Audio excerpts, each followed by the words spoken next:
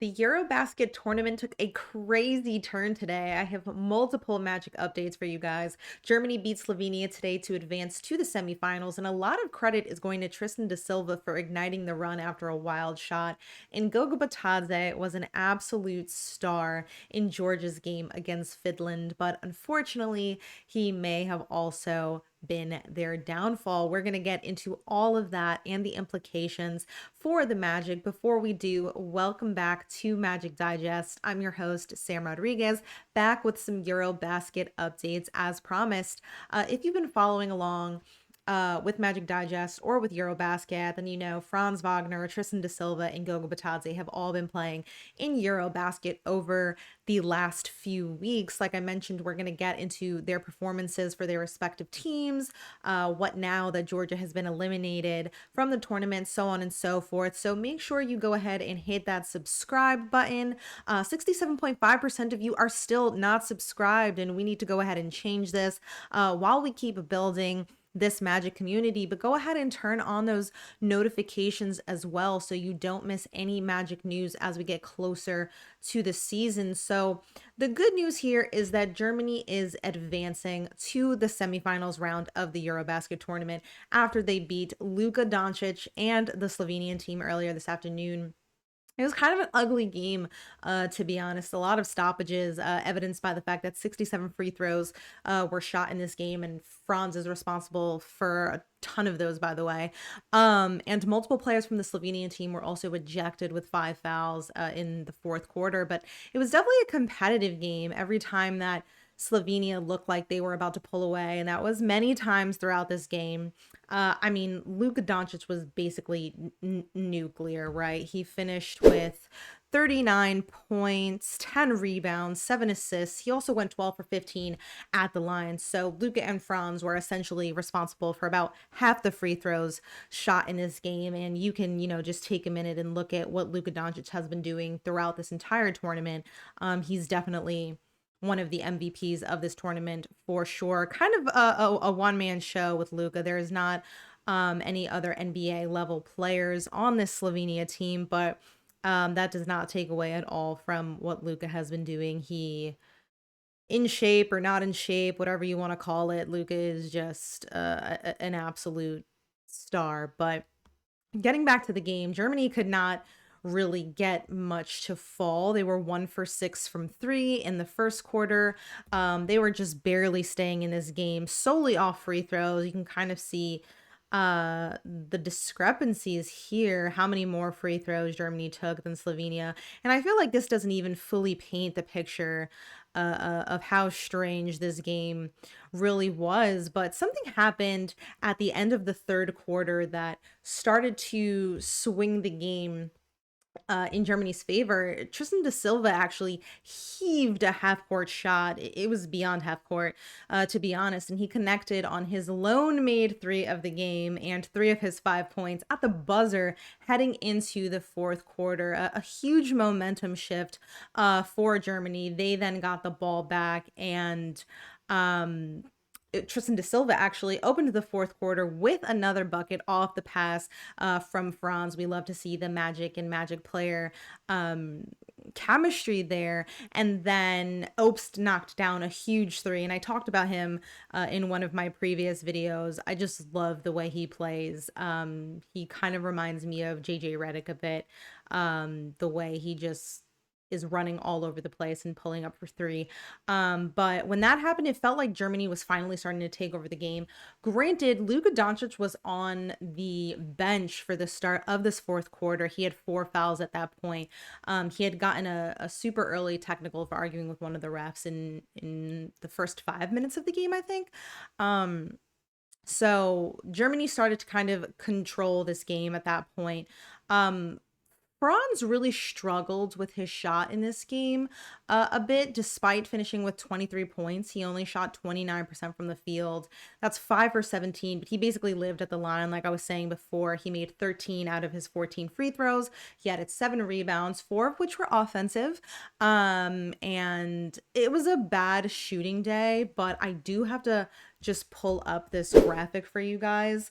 This was one of my favorite Franz plays in the game. If you can see, his defender is that guy on the floor right there. Franz just had a crazy move, had his defender on skates, and he would eventually slide right out of the frame. So, despite a bad shooting day, Franz's game is always on display and his presence is always felt. Now, I do have to bring one thing up that I know we've discussed plenty of times on this channel, but I think we really need to have an honest conversation about it now that I have a bigger sample size to kind of look at. This 3-point shooting, I think it's still very unclear. And I haven't really seen any news confirming, whether or not Franz has been trying to change his shooting form. I don't know if it's a confidence thing. I don't think we have that information. I don't think we're privy to that information at this point. But, after nearly a dozen games that I've watched him play in EuroBasket, I think there's definitely something off with Franz's shot. There's really no doubt about it. And I don't think he found whatever it was that he was looking for. I know that he wanted to try and work on his three-point shot in EuroBasket, but I don't think he found it there at all. He didn't shoot a high volume throughout the tournament, especially in those earlier games. Like at some point he was shooting 50%, but over the course of 5 games, he had only taken maybe 7 threes. But his efficiency went way down as he started to take more attempts. In the last 3 games, Franz went 1 for 12 from 3. So overall, he's shooting just 29% in the tournament. I feel like that's around the same numbers he shot last season, and the mechanics have not seemed to improve. Like maybe some might say that if you're one of the people who thinks he has a hitch, you're kind of just looking for something to be wrong. Again, I don't want to dedicate myself to calling it a hitch, but it's definitely an uncomfortable looking shot, right? And I hate to harp on it, of course, but it was a major point of focus going into EuroBasket. Granted, as good of a point guard, as Dennis Schroeder is, he's a scorer at the end of the day. So it's fair to say that maybe Franz will have better looks with a point guard like Tyus Jones and Desmond Bane opening up some opportunities. And maybe he can potentially get back to the 36% shooter that he was earlier in his career. But yeah, I went off on a bit of a tangent, but that's just the way I feel about it. I don't know if his 3-point shooting is something that Magic fans want to necessarily depend on in this upcoming season. It'll be interesting to see if it changes at all from last season into this EuroBasket tournament. But at the end of the day, whether he's shooting or making those threes, Franz's presence for Germany in this tournament and specifically in this game have been outstanding. His presence is always felt, and you can see his stats throughout the tournament here. He was even getting MVP chance towards the end of the game, and I think that's well deserved. He's been phenomenal in essentially every other category in this tournament. He's improving despite that 3-point shooting being a bit of a concern. So Germany is going to face Finland on Friday at 2 p.m. I was really hoping that Georgia would have pulled out the win against Finland today, because then we would have gotten a Germany versus Georgia semifinal, and that would have been awesome. But I guess that leaves us with the bad news for Georgia. As I mentioned, they were eliminated this morning. The final score, as you can see there, was 93-79. This was such a good game, much better flow than the Germany-Slovenia matchup, surprisingly. Goga was very active in the first half. Strong performance from him with 9 points, 57% from the field, 3 rebounds. There was only one set of plays from Goga in the first half. So the first half of the first quarter, I think it was the first half, either way, that I specifically wrote down in my notebook that really stood out to me. About halfway through the first quarter, Goga missed a lob at the rim. He was very clearly frustrated. He was kind of just shrugging his shoulders, did not get back on defense, and I believe Finland ended up scoring on that play. But on the very next play down the floor, Goga was just everywhere, diving on the floor for the loose balls, which just feels very Goga, those two plays back to back. It's like the perfect sort of um juxtaposition to his demeanor as a player, but he was instrumental in keeping Georgia in this game. They fought back from a 20-point deficit in the third quarter. Goga had such an amazing sequence.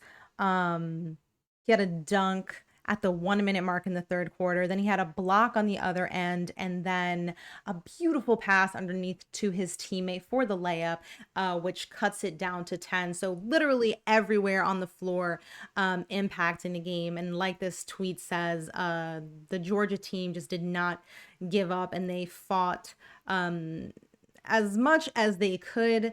They did eventually cut it down to 6 at one point. And this is where things get kind of sad. There's an actual replay after they cut it down to 6 of Goga gesturing to his teammates to stay calm, right? Just stay composed. The game wasn't in hand yet, right? They still had to fight.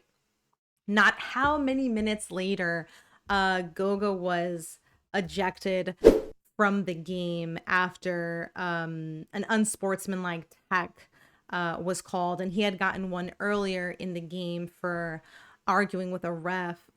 This was just such a shame to see. Goga was having a really, really great game. Like I just said, all of his skills were on display. He ended up finishing with 14 points. He was 6 for 9 from the field, 6 rebounds, 3 assists, 2 blocks, and a steal.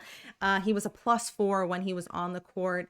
And honestly, he was on the bench when Finland opened up that 20-point lead. So I think his impact was clear. And after Goga went out, Georgia was just never really able to get back in the game. It got kind of contentious at the end. Shingalia also got ejected late in the game for Georgia. And, I hate to say it, but I think they had a really great shot if Goga would have stayed in the game. Goga's a very passionate player. I don't really have too much of a problem with that. Obviously, it's complicated when it affects you being available to play, but one of my favorite players in the league is Julius Randle. I'll just say that right now, and he's known to be an emotional player as well. He wears his heart on his sleeve. But again, that emotion can be detrimental. In this case, a single elimination game to move on to the semifinals, for your country. It may or may not have caused Georgia's downfall. Like, I can't predict how the last possessions would have went with Goga on or off the floor. So I would have loved to see Goga a little more in control of those emotions. But he was my favorite player to watch in this EuroBasket tournament because I think he put a lot on display. I think it's very clear that he's been working on his game. He averaged 15.8 points per game, 5.8 rebounds. He shot 58.1% from the floor, and he shot 36.4% from 3. So great tournament from Goga. I'm so excited to see what he does for the Magic this season. And, last season Goga had career highs across the board. And I think this experience at EuroBasket, again, only proves that he's been working on his game. And I think it's going to be really interesting to see if he can improve even more with this Magic team, a much improved roster that is going to try and contend for a championship this year. And, I hope to see those 3-point attempts come October. Like I was mentioning in a previous video, I don't think anybody is, rushing to run out and defend Goga on the 3-point line. But if he can start to knock those threes down, 36.4% is just fine. Then, he'll become more of a threat. So what now? Germany plays Finland, as we mentioned in the semifinals. That'll be on Friday at 10 a.m. Turkey will be playing Greece at 2 p.m. A nice little Alperen Şengün versus Giannis battle. That's going to be a ton of fun. I cannot wait for that game. As for the Magic, well, training camp and media day for the team is in just a few weeks, September 29th. So we are almost there, y'all. Thanks for rocking with me as I keep my eyes on this EuroBasket tournament. Again, make sure you're subscribed to the channel and drop a comment below. Let me know if you like what we're doing over here on Magic Digest, and let us know what you want us to cover. And I will be back with you guys next video.